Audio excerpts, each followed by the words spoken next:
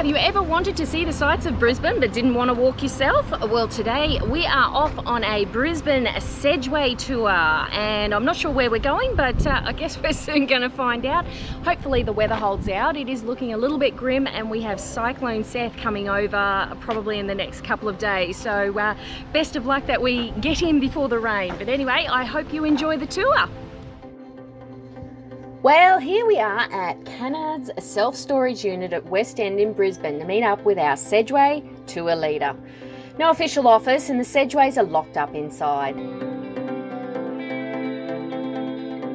The guide will meet you outside the drive-through entrance and lead you into the facility for training and the safety gear, and obviously to pick up your Segway.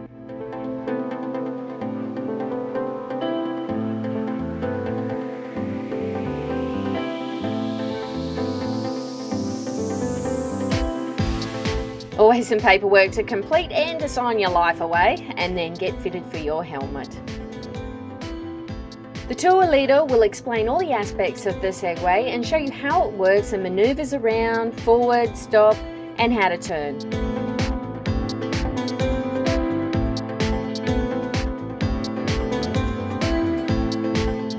Then one by one, you're given a chance to try out the Segway and get a feel on what it can do, until you feel somewhat remotely comfortable before heading out.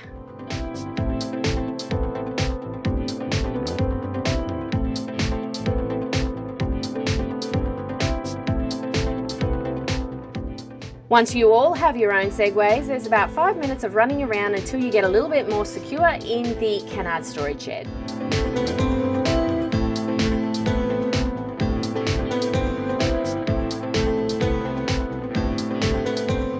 Next minute, you're off down the walking paths and heading towards South Brisbane and Southbank, which is located across the river from Brisbane City.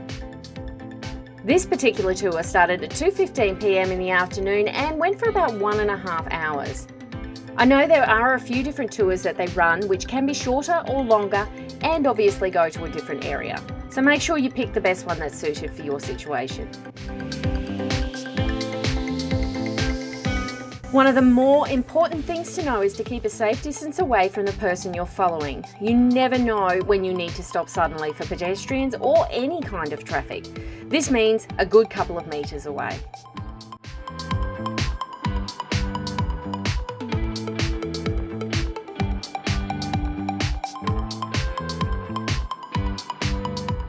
We arrived at the Brisbane River's water's edge within about 5 minutes, and the pathways from here were all pretty wide and so easy to have your own room.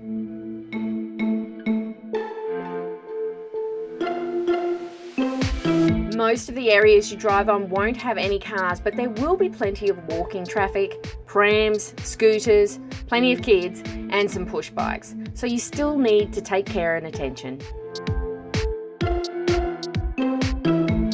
There are some dips on the road, indentations and speed humps that you'll need to go over. And the trick is to stay consistent when driving and just go over as normal. You will feel the bumps, but you don't feel like you're going to lose control.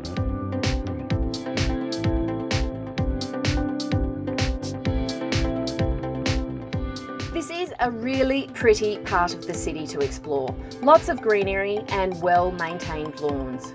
There are a few unique bridges, gardens, and viewing over the Brisbane city from across the water.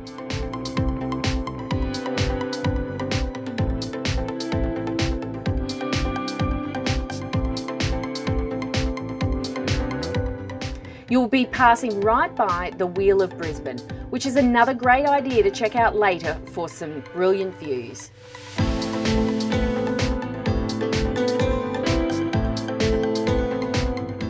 And then having a quick stop at the famous Brisbane sign, which was installed here in 2014 after the G20 summit.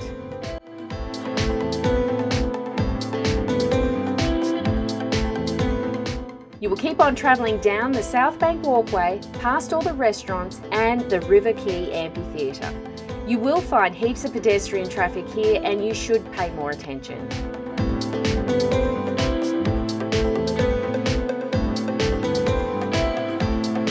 You'll go right up to the Goodwill Bridge, which is where you'll cross the Brisbane River. Maybe stop for a sec for some photos and enter the Brisbane City Botanic Gardens on the other side.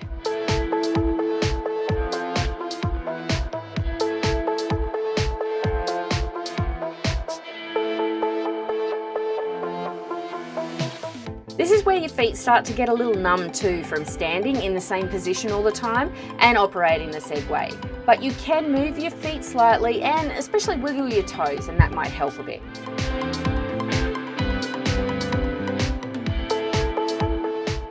The gardens still have a nice wide path to drive on, but there's still lots of people around. You will spend a good 10 minutes going through here before returning on the exact same pathway you came in on.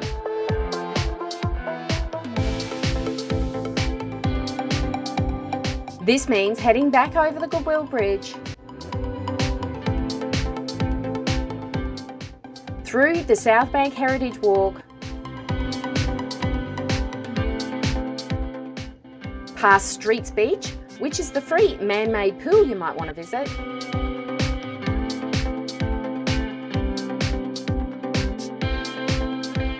and finally arriving back at the Kennard storage facility where you started. All up, the Segway Tour was a very interesting experience and certainly a nice, quick way to see this area of Brisbane City.